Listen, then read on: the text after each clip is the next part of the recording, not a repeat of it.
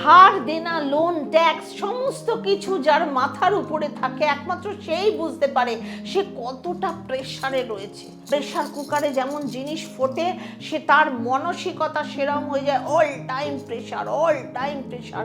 সে কিভাবে সমস্ত কিছু শোধ করতে পারবে, তার ফিনান্সিয়াল প্রবলেম কিভাবে দূর হবে, সে যতটুকু ইনকাম করে সে খুব ভালো করে বুঝতে পারে অতটুকু দিয়ে সে তার ধার দেনা শোধ করতে পারবে না, এবং তার ইনকাম সে কোনো রকম ভাবে বাড়াতেও পারছে না, এবং এই কারণে সে ডিপ্রেশন, অ্যাংজাইটির শিকার হচ্ছে, সে কিটকিটে হয়ে যাচ্ছে, পরিবারের সাথে তার সম্পর্ক নষ্ট হচ্ছে, সে কারোর সাথে কথা বলতে পারছে না, মন খুলে হাসতে পারছে না, মনোমালিন্য হচ্ছে, মিসআন্ডারস্ট্যান্ডিং হচ্ছে। আপনার বার্থ চার্টে এমন কি ঊর্জা রয়েছে যেটা আপনাকে ধার দেনাতে বাড়িয়ে দিচ্ছে। আজকে এই সমস্ত কিছু নিয়ে আপনাদের সাথে আলোচনা করব। একটা ধার থেকে আর একটা ধার, সেই ধারটা শোধ করার জন্য আরেকটা ধার, বাড়িটা আমার থাকবে তো, লোন করে নিয়েছি, গাড়িটা আমার থাকবে তো, সব সময় একটা টেনশন। সঠিক উপায় জানতে হলে দেখুন সুখের চাকা।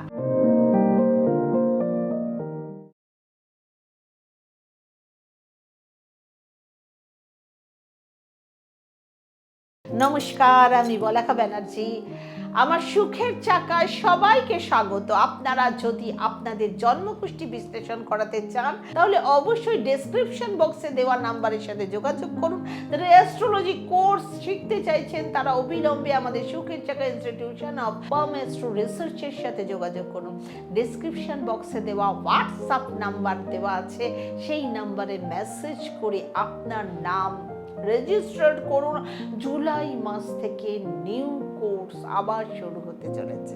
যারা নিউ ভিউয়ার্স অবশ্যই সাবস্ক্রাইব করে ফেলুন আমার চ্যানেল। আমার ওয়েবসাইট sukherchakra.com অবশ্যই দেখুন, সেখানে আমার প্রতি মাসের রাশিফল এবং আপনার অ্যাস্ট্রোলজিক্যাল ফেং শুই যাবতীয় জিনিস আপনি সেখানে পাবেন। সুখের চাকায় অর্ডার করে কিনে নিন। কিছু জনের জন্মকুষ্ঠিতে ধন দৌলতের স্থানটা একটু কমজোর থাকে, তার ইনকামের স্থানে কমজোরি থাকে, অথবা তার লাইফে এমন একটা ফেজ আসে যেটা সাড়ে সাতি বা কোনো খারাপ দশা, কোনো নিজস্ব গ্রহের দশা আসে, সে কারণে সেই ব্যক্তির পরিস্থিতি কিছুটা খারাপ হয়ে যায় বা সে পরিস্থিতির শিকার হয়ে যায়। হয়তো তার ইনকাম খারাপ হয়ে গেছে, অথবা তার এমন কোনো সিচুয়েশনে পড়তে হয়েছে যার জন্য তাকে ধার দেনা করতে হচ্ছে, লোন নিতে হচ্ছে। এই সমস্ত কিছু ধার দেনার ওপরে যে মেইন কারণটি, সে কারণটি হলো পিতৃদোষ। এবং অনেকেই আছে যারা এই বিষয়টা পুরোপুরি ইগনোর করে। আসলে কেন আসে? ইনকামের জন্য, ইনকাম বাড়ানোর জন্য রেমেডি করে, অথবা তার ধার দেনা শোধ হওয়ার জন্য রেমেডি করে, কিন্তু পিতৃদোষের জন্য কোনো রকম রেমেডি বা উপায় করে না। পিতৃদোষ থাকলে কিভাবে ধার দেনা হওয়া সম্ভব, এবং যে সমস্ত কিছু নিয়েই আমি সমস্ত কিছু নিয়ে আলোচনা করব। চার্টে যদি পিতৃদোষ থাকে তার জীবনে ধার দেনা অবশ্যই হবে।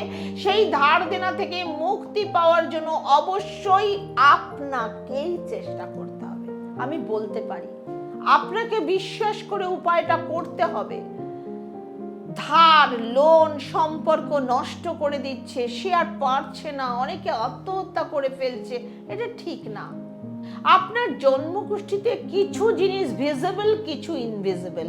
ভিজিবল পিতৃদোষ অনেক সময় প্রমিনেন্ট হয় জন্মকুষ্ঠি থেকে, যেটা প্রমিনেন্ট গ্রহ বলা হয় সেটা হচ্ছে সূর্য, চন্দ্র, যেগুলো মানে লিউমিনারি গ্রহ বলা হয়। এই দুটি গ্রহে পীড়িত হওয়া জন্মকুষ্ঠিতে পিতৃদোষ তৈরি করে। সূর্যের সাথে রাহু চলে এলো, চন্দ্রের সাথে কেতু চলে এসো, তাহলে পিতৃদোষ হওয়ার সম্ভাবনা থাকে। শনি রাহু একত্রিত থাকলে অনেক বড় পিতৃদোষ বলে সেটাকে মানা হয়।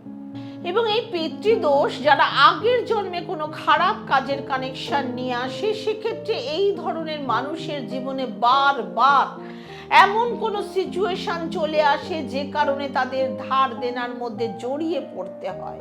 কিছু পিতৃদোষ এমন ভাবে সৃষ্টি হয় যেটা দেখা যায় না, কারণ এই পিতৃদোষটা তার বাবা মার চার্ট থেকে তার চার্টে কানেক্ট হয়ে যায়।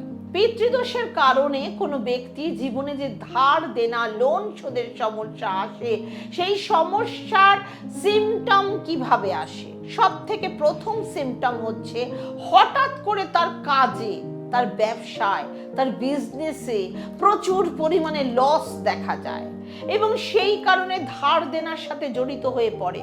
2 নম্বর সিমটম, কাউকে এতটা পরিমাণে বিশ্বাস করার জন্য তাকে কখনো আপনি কোনো টাকা পয়সা দিয়ে সাহায্য করেছিলেন, সেই টাকা আপনার আটকে যাবে বা সে ফেরত দেবে না, হঠাৎ করে আপনার কাজ বন্ধ হয়ে যাবে অথবা আপনার ইনকাম সোর্স কমে যাবে। এই সমস্ত কিছুই পিতৃদোষের কারণে হয়। কখনো কখনো পিতৃদোষের কারণে মানুষ রং ডিসিশন নিয়ে নেয়, লোভে পাপে মৃত্যু হয়ে যায়, নেশার মধ্যে জড়িয়ে যায়, শেয়ার মার্কেটে জড়িয়ে যায়, কিছু সঙ্গ দোষের জন্য নিজের পরিস্থিতি খারাপ হয়ে যায়। যখন পিতৃদোষ অ্যাক্টিভেট হয়ে যায় তখন সেই ব্যক্তি ফিউচারকে নিয়ে ভাবতে পারে না, কোনো সেভিংস করতে পারে না।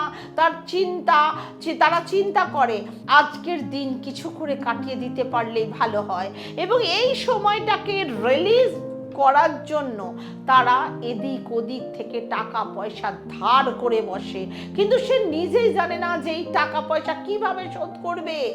যেমন তেমন প্রকারে সে লোন করতে থাকে। যাদের পিতৃদোষ থাকে তাদের শুধুমাত্র ধার দেনা বা ফিনান্সিয়াল প্রবলেম থাকে তা নয়, তাদের পরিবারে অনেক রকম প্রবলেম থাকে, রোগ থাকে, তাদের পরিবারের মানুষের সাথে তাদের সম্পর্ক খারাপ থাকে, তাদের দাম্পত্য জীবনের সমস্যা থাকে, তাদের সন্তানরা তাদের সাথে কথাবার্তা ঠিকঠাক ভাবে ব্যবহার করে না, তাদের জন্মকুষ্ঠিতে পিতৃদোষ থাকে, তাদের বাড়িতে সাফোকেশন মহল তৈরি হয়ে যায়, দম আটকে যায়, দম ঘুট ঘুট করে মারতে হয়।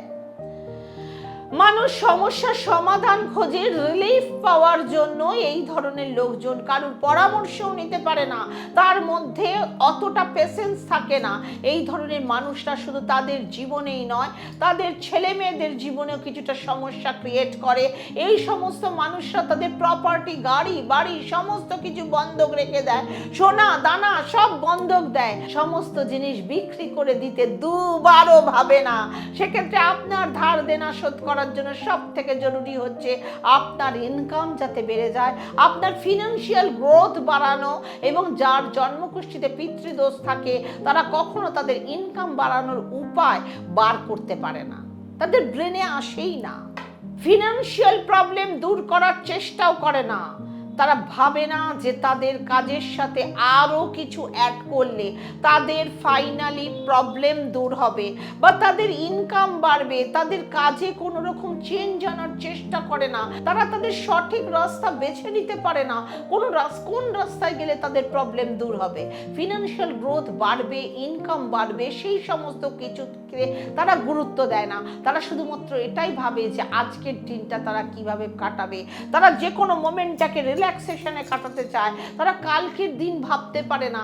সেক্ষেত্রে এইসব মানুষ ধার দেনা কিভাবে মেটাতে পারবে?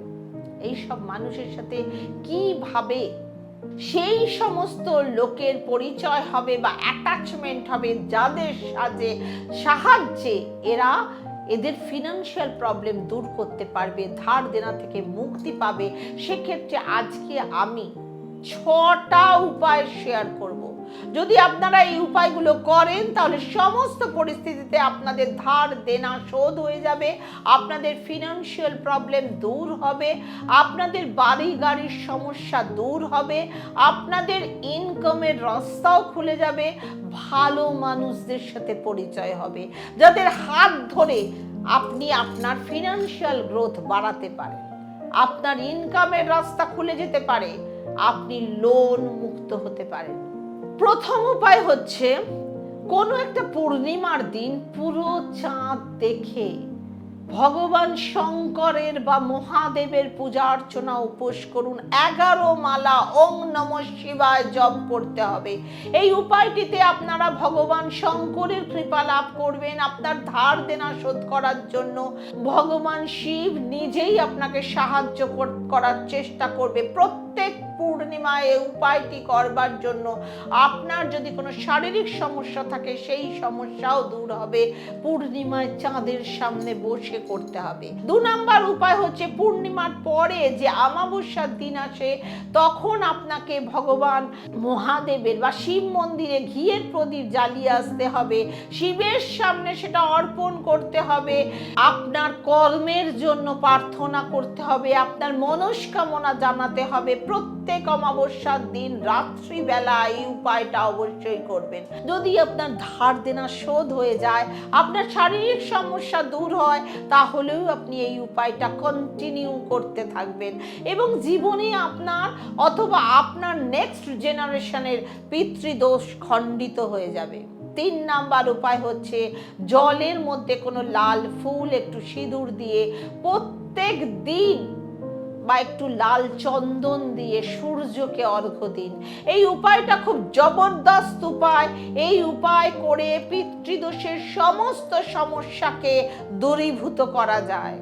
যার মান সম্মান নেই, যার সম্মানহানি হয়, সেই লোন ধার শোধ করতে পারে না, বাড়িতে এসে পাওনাদার চিৎকার করে যায়, অশান্তি করে যায়, লুকিয়ে বেড়াতে হয়, ঘরে থেকেও বাইরের লোককে বলতে হয় দাদা বাড়ি নেই, কারণ তার মান সম্মান নেই। সূর্য প্রণাম করুন। অবশ্যই চার্টে রবি খুব খারাপ পজিশনে আছে, তাই ধার দেনার জন্য আপনি লুকিয়ে পালিয়ে বেড়াতে বেড়াতে এক সময় আত্মহত্যার পথ বেছে নেন বা জীবনে হারিয়েই যান।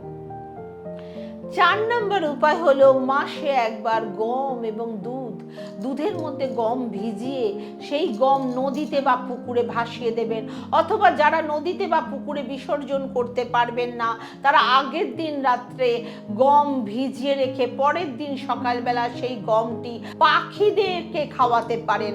কিন্তু যে সমস্ত ব্যক্তিদের আশেপাশে পুকুর বা নদী রয়েছে তাহলে তারা মাসে একবার গম দুধ জলে মিক্সড করে ভিজিয়ে জলে ভাসিয়ে দেবেন।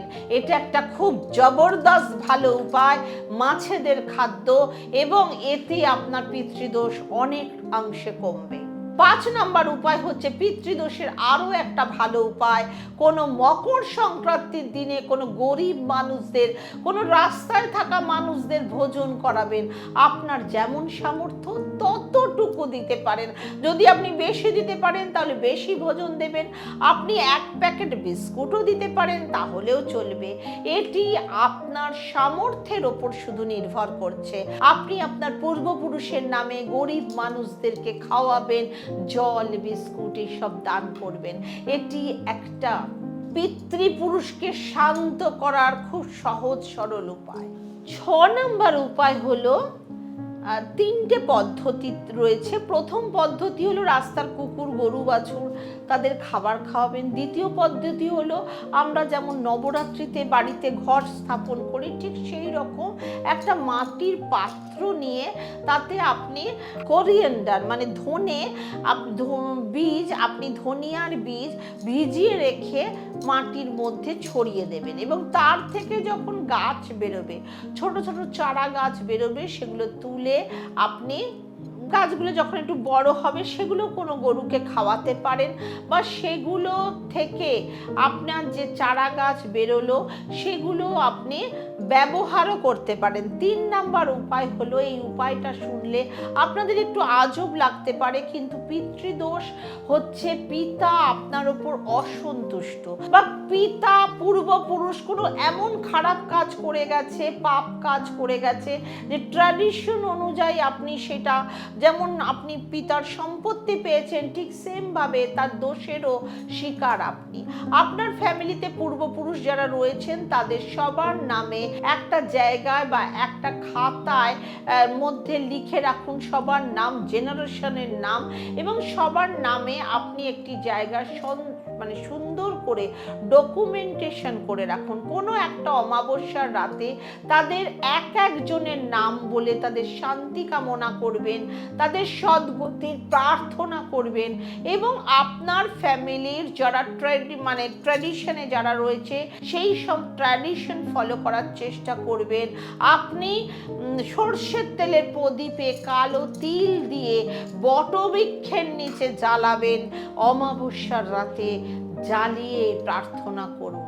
দেখুন, ধার দেনা মুক্তি না হয়ে আমি পালিয়ে গেলেও তাহলে আমার সেটা সন্তানদের ওপর, আমার পরিবারের ওপর সেই চাপ থেকে যাবে। তার থেকে ছোট ছোট উপায় করে মুক্তি পাওয়ার চেষ্টা করুন। যারা অনেক কিছু ভাবে, আজকে মদ খাওয়ার জন্য ধার করে ফেলে, যে কোনো প্রকারেরও হাতি কেনার মতো, যেহেতু ধার বাজারে অ্যাভেলেবেল হয়ে গেছে, যা খুশি কিনে ফেলে। সামর্থ্যের বাইরে গিয়ে এসি কিনে ফেলছে, সামর্থ্যের বাইরে গিয়ে জিনিসপত্র কিনে, আরে মান্থলি বিলটা তো অনেকটা আসে না, সেটাও তো ভাবতে হবে। সুতরাং অতিরিক্ত ধার মানুষের জীবনকে আজকে নিঃশেষ করে দিচ্ছে। উপায়গুলো করুন, সুখে থাকুন, ভালো থাকুন। ওম শান্তি।